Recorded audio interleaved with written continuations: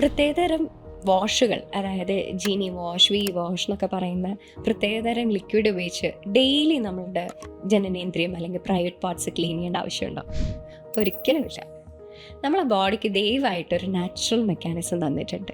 അവിടെ വളരെ നല്ല നല്ല ബാക്ടീരിയകളുണ്ട്, ഒരു എസിഡിക് ആയിട്ടുള്ള എൻവയൺമെൻറ്റ് ക്രിയേറ്റ് ചെയ്യാൻ വേണ്ടിയിട്ട്.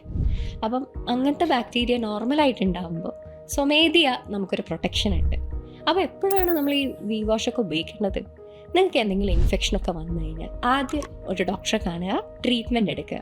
ആ ട്രീറ്റ്മെൻറ്റ് എടുക്കുന്ന സമയത്ത് നിങ്ങൾക്ക് ടെമ്പററി ആയി, അതായത് കുറച്ച് ദിവസത്തേക്ക് വേണ്ടിക്ക് വി വാഷോ അല്ലെങ്കിൽ എന്ത് ടൈപ്പ് വാഷുകളും നിങ്ങൾക്ക് ഉപയോഗിക്കാവുന്നതാണ്.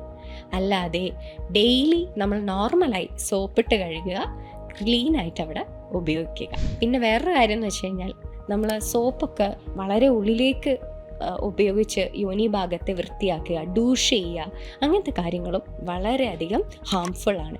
ഈ പറയുന്ന നോർമൽ ബാക്ടീരിയൽ കൊല്ലാൻ ഈ ഓവറായിട്ടുള്ള ഹൈജീൻ പ്രോബ്ലം ആവാറുണ്ട്. അതേപോലെ തന്നെ നമ്മൾ ഓരോ പ്രാവശ്യം സെക്ഷൽ ഇൻ്റർകോഴ്സ് കഴിയുമ്പോൾ സാധാരണ സോപ്പിട്ട് വാഷ് ചെയ്യുക. കൃത്യമായി ഓവർ യൂസ് ഓഫ് സോപ്പും വേണ്ട ആവശ്യമില്ല. അതേപോലെ തന്നെ വി വാഷും റെഗുലർലി യൂസ് ചെയ്യേണ്ട ആവശ്യമില്ല.